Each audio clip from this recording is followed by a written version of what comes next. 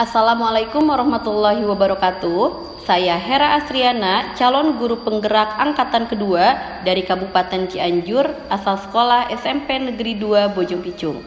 Hari ini saya akan melakukan aksi nyata modul 2.2 pembelajaran sosial emosional dan berdiferensiasi. Selamat menyaksikan.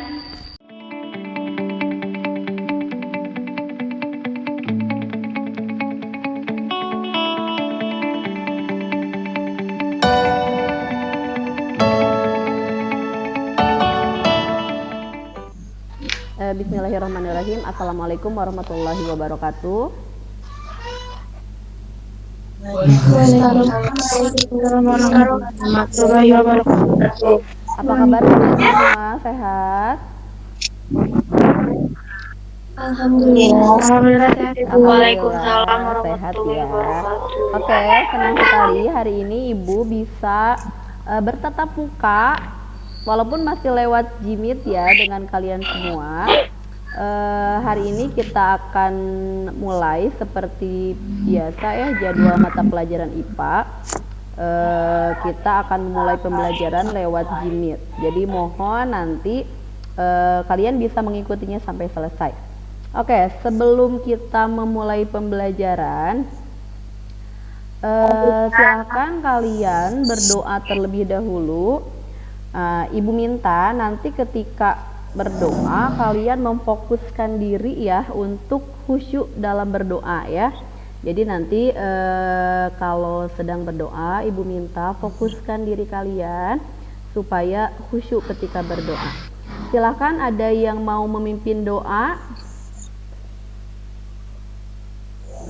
Ada yang mau memimpin doa? Saya, Bu. Oh, saya, silakan. Siapa ya? Selfie ya? Siapa yang mau memimpin? Amanah ya? Iya, Dini, Ibu. Iya. Oh, Dini, silakan Dini. Dini silakan. Diikuti ya. Mangga, Din. Marilah kita berdoa sebelum pembelajaran IPA dimulai. Berdoa dalam hati mulai. Berdoa selesai.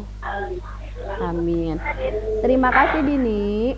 Oke, sebelum kita mulai pembelajaran, Ibu ada sedikit pertanyaan. Hari ini kan kita akan belajar tentang penyakit dan upaya pencegahan sistem reproduksi pada manusia. Nah, sebelum Ibu masuk ke materi, ada yang sudah tahu nggak penyakit-penyakit yang ada pada sistem reproduksi manusia? Ada yang mau jawab? Sudah tahu nggak penyakit? Selfie, silakan Selfie. Oh, Selfie dan Eriska, Selfie dulu ya. Ayo silakan Selfie. Dibuka dulu mic-nya sayang, Selfie. Yang saya tahu ada herpes, raja singa, dan Oke, menurut Selfie ada herpes, penyakit itu ada raja singa, ada AIDS. Terima kasih Selfie. Sekarang Eriska. ya Ibu, yang saya tahu penyakit keputihan pada wanita. Oke, terus? Seperti AIDS, Ya, sipilis, sipilis ya. Sama apa lagi? dan gonore. Oh iya, gonore. Terima kasih Eriska. Silahkan diturunkan lagi angkat tangannya. Oke, terima kasih buat Selfie dan Eriska yang berarti sudah baca ya sebelumnya bahwa penyakit-penyakit pada sistem reproduksi itu banyak. Salah satunya adalah tadi yang disebutkan oleh Selfie dan Eriska, yaitu ada sifilis, tadi ada keputihan, ada gonore, ada raja singa. Oke. Hari ini kita akan mempelajari tentang penyakit pada sistem reproduksi dan upaya pencegahannya, serta bagaimana sih pola hidup sehat untuk menjaga kebersihan organ-organ reproduksi kita. Oke, tujuan pembelajaran hari ini adalah nanti kita akan berdiskusi bahwa murid akan menemukan upaya pencegahan gangguan sistem reproduksi melalui penerapan pola hidup yang menunjang kesehatan reproduksi. Kemudian yang kedua, melalui kegiatan pengamatan gambar, baik itu buku paket juga, gambar, video, sistem reproduksi, murid akan membuat laporan hasil studi kasus ya tentang penyakit pada sistem reproduksi. Dan yang ketiga, melalui kegiatan pengamatan video gangguan sistem reproduksi, murid membuat poster, kolase, atau apapun itu bentuknya tentang upaya pencegahan dan penularan penyakit pada sistem reproduksi manusia. Oke, sekarang sudah ganti slide-nya. Udah ya. Jadi ada beberapa kelainan dan penyakit pada sistem reproduksi. Ya, jadi pada sistem reproduksi ini baik organ reproduksi laki-laki dan wanita bisa terjadi kelainan. Hal itu bisa terjadi oleh perilaku kita, misalkan tidak menjaga kebersihan organ-organ reproduksi kita, atau bisa karena yang lainnya. Ada beberapa yang ingin Ibu sampaikan. Yang pertama ini ada yang disebut hipogonadisme ya. Jadi terlihat ya, itu penurunan fungsi testis yang disebabkan oleh gangguan interaksi hormon. Seperti ini hormon-hormonnya ya. Kemudian nanti gangguan ini bisa menyebabkan infertilitas. Infertilitas itu kemandulan ya. Oke. Ada yang menanggapi? Ada yang menanggapi? Tadi kan kalian sudah, Ibu sudah menjelaskan tentang banyak sekali penyakit dan kelainan. Serem nggak? Serem nggak? Serem ya. Kira-kira apa yang harus dilakukan supaya kalian tidak terserang penyakit itu? Apa yang harus dilakukan kira-kira? Dandra, silakan Dandra. Apa yang bisa dilakukan supaya kita terhindar dari penyakit-penyakit itu, Dandra? Menjaga kebersihan, Bu. Oke, menjaga kebersihan. Iya, menjaga kebersihan organ reproduksi ya. Ada yang lain? Selain menjaga kebersihan harus gimana? Jian. Silakan Jian. Selalu mengganti celana dalam. Oke, selalu mengganti celana dalam ya. Kesehatan reproduksi remaja. Apa kesehatan reproduksi itu? Apakah kamu sudah mengetahui tentang kesehatan reproduksi dan pentingnya menjaga kesehatan reproduksi? Kesehatan secara fisik, mental, dan kesejahteraan sosial secara utuh pada semua hal yang berhubungan dengan sistem dan fungsi serta proses reproduksi dan bukan hanya kondisi yang bebas dari penyakit dan kecacatan. BKKBN 2012. Oke, Ibu kan sudah mengirim ini ya, LKPD di WA Group. Silahkan dibuka WA grupnya. Sudah dibuka WA grupnya? Ya virusnya apa tadi tuh virusnya ada nama bakterinya Treponema pallidum. Nah, Treponema pallidum itu penyakitnya apa? Nama penyakitnya. Terus kalian nanti tulis di tabelnya. Kemudian di pinggirnya kan ada gejalanya. Kalian sebutin gejalanya apa. Silahkan ya kalian coba diisi dulu. Kalau ada yang perlu bantuan atau mau menanyakan, silahkan tanyakan ke Ibu. Kemudian sudah ada buku paket ya. Nah, di buku paket itu silahkan kalian dibaca, dicari. Boleh juga dari internet, boleh juga dari video YouTube dan sebagainya. Di buku paket lah yang paling sederhana juga ada. Silahkan kalian sambil mengisi, sambil misalkan ada yang mau bertanya sama Ibu boleh. Ada yang mau ini nggak? Ada yang mau berbagi nggak? Ada yang berbagi hasil dari pekerjaannya tadi? Putri, silahkan Putri, mau yang bagian mana yang Putri bagikan? Dibuka dulu mikir Mau Putri. yang itu Yang herpes. Iya. Ya. Yang herpes ya. Ya. Herpes genital disebabkan oleh virus herpes simplex dengan tanda gejala luka yang terbuka dan terlihat merah tanpa disertai rasa nyeri atau gatal. Sensasi rasa nyeri gatal atau geli di sekitar daerah genital atau daerah anal. Selanjutnya, luka melepuh yang kemudian pecah di sekitar genital, rektum, paha, dan bokong. Timbulnya rasa nyeri saat membuang air kecil. Selanjutnya, nyeri punggung bawah, terjadinya demam, kehilangan nafsu makan, kelelahan, dan terdapat cairan yang keluar dari vagina. Oke, terima kasih Putri. Boleh tepuk tangan untuk Putri semuanya. Dibuka dulu mic-nya. Boleh tepuk tangan ya. Terima kasih Putri. Iya, betul sekali ya tadi gejala-gejalanya. Ada yang mau berbagi lagi? Dini, silakan Dini. Dini mau yang mana, yang bagian mana, Din? Gonore, Ibu. Oh siap, gonore, iya. Silakan Din. Gonore gejala umumnya ditandai dengan rasa sakit atau nyeri saat buang air kecil dan keluarnya cairan kental berwarna kuning atau hijau dari vagina atau penis. Itulah mengapa penyakit ini dikenal juga dengan sebutan kencing nanah. Oke. Terima kasih Dini. Tepuk tangan buat Dini ya. Terima kasih. Baru gonore sama baru herpes. Ada lagi yang lainnya? Alivia, Bu. Alivia. Mana Alivia? Silahkan Alivia.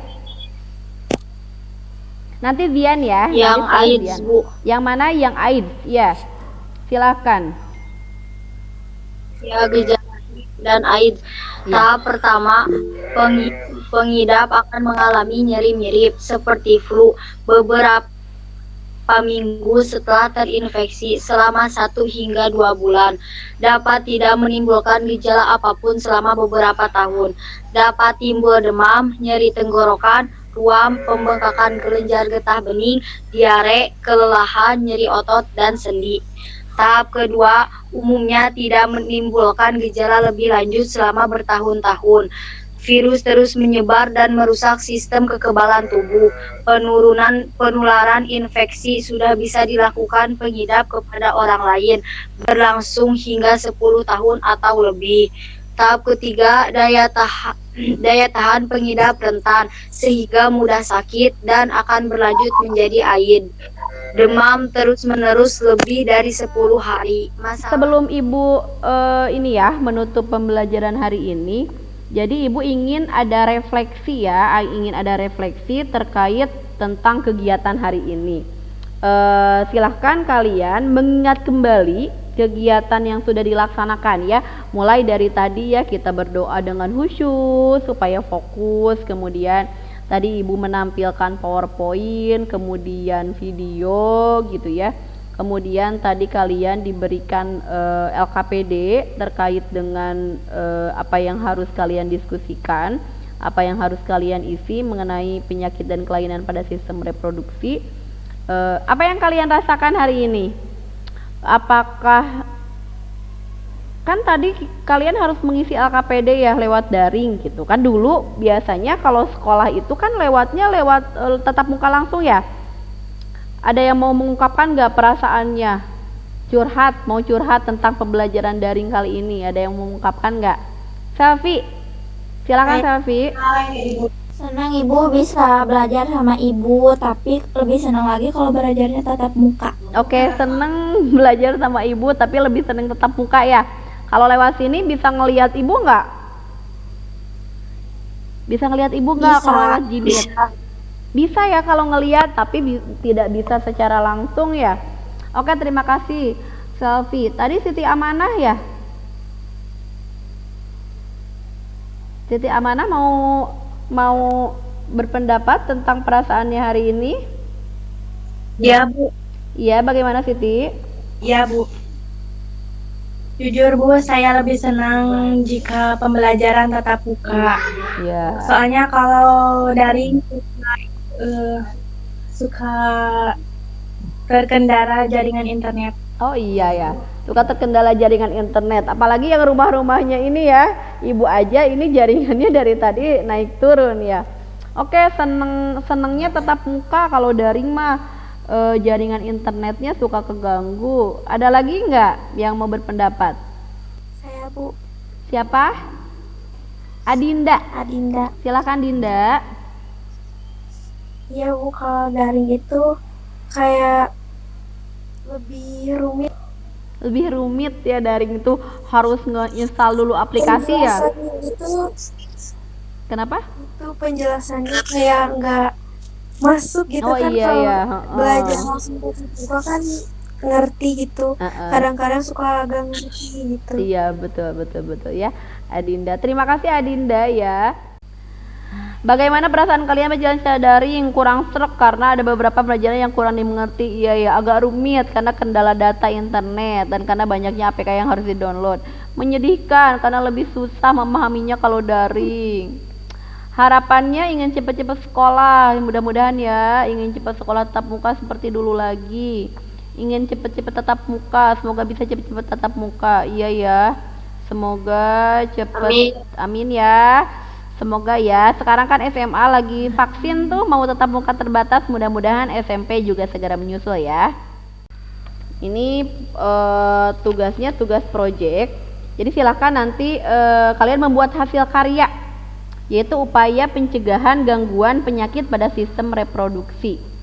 Nanti produknya itu bisa di dalam bentuk poster. Nanti kalian boleh membuatnya itu pakai video TikTok, pakai video IG, atau pakai tulisan, pakai rekaman, membuat poster. Pokoknya boleh, nanti kalian menampilkan atau membuat proyeknya itu dengan apa yang kalian sukai ya. Jadi kalau misalkan Bunda saya mah sukanya tuh bikin video TikTok, jadi boleh nanti kalian mengumpulkan tugasnya menggunakan video TikTok ya. Jadi sekali lagi nanti membuat proyek hasil karya berupa upaya pencegahan gangguan penyakit pada sistem reproduksi, dengan kalian bebas memilih medianya apa. Nanti Ibu akan share tugasnya di grup WA.